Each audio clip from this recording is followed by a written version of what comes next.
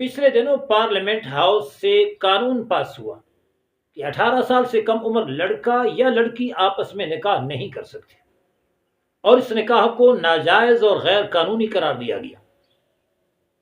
हालांकि यही केस जब इस्लामी नजरियाती कौंसिल में जा पहुंचा तो उन्होंने रद्द कर दिया और कहा यह खिलाफ शरीयत है और यह शरीयत के मनाफी है। हजरत सैयद आयशा सिद्दीक़ा रज़ियल्लाहु अन्हा का निकाह नबी करीम अलैहिस्सलाम से उस वक्त हुआ जब आपकी उम्र पाक महज 9 साल थी।